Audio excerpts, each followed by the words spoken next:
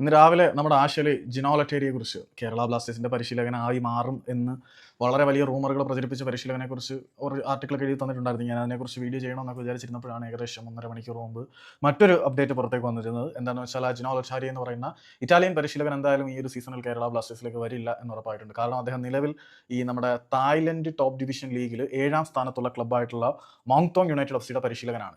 അദ്ദേഹം എന്തായാലും ആ ഒരു ക്ലബ്ബുമായിട്ട് കോൺട്രാക്ട് ബ്രേക്ക് ചെയ്തിട്ട് കേരള ബ്ലാസ്റ്റേഴ്സിലേക്ക് വരാൻ പോകുന്നില്ല. അറ്റ്ലീസ്റ്റ് അവിടുത്തെ ആ ഒരു സീസൺ തുടരുന്നത് വരെയെങ്കിലും അദ്ദേഹം അവരുടെ പരിശീലകനായിരിക്കും എന്നതുകൊണ്ട് ഏതായാലും സൂപ്പർ കപ്പിന് മുമ്പ് പരിശീലകനെ അനൗൺസ് ചെയ്യും എന്ന തരത്തിലൊരു വാർത്ത പ്രചരിക്കുന്നത് കൊണ്ട് സൂപ്പർ കപ്പിന് മുമ്പ് എന്തായാലും അവിടുത്തെ സീസൺ അവസാനിക്കാൻ പോകുന്നില്ല. അങ്ങനെ ഇരിക്കുന്ന സാഹചര്യത്തിൽ ഇപ്പം ബ്ലാസ്റ്റേഴ്സുമായി ബന്ധപ്പെട്ട് പ്രചരിക്കുന്ന റൂമർ ആയിട്ടുള്ള ജിനോ ലറ്റേരി എന്ന് പറയുന്ന ഇറ്റാലിയൻ പരിശീലകൻ ബ്ലാസ്റ്റേഴ്സിലേക്ക് വരാൻ യാതൊരു സാധ്യതയില്ല. കാരണം അദ്ദേഹം മോങ്താങ് യുണൈറ്റഡ് എഫ് സിയുടെ പരിശീലകനാണ്.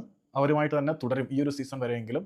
അല്ലാതെ കോൺട്രാക്ട് ബ്രീച്ച് ചെയ്തിട്ട് വരുന്ന പരിപാടിയൊന്നുമില്ല. അദ്ദേഹം അവിടെ തന്നെ തുടരും എന്നാണ് അറിയാൻ കഴിയുന്നത്. അപ്പം ഇറ്റാലിയൻ പരിശീലകനെ സ്വീകരിക്കാൻ നമ്മൾ വെച്ച കട്ടയും പടമൊക്കെ എടുത്ത് മടക്കുന്നതായിരിക്കും നല്ലത്.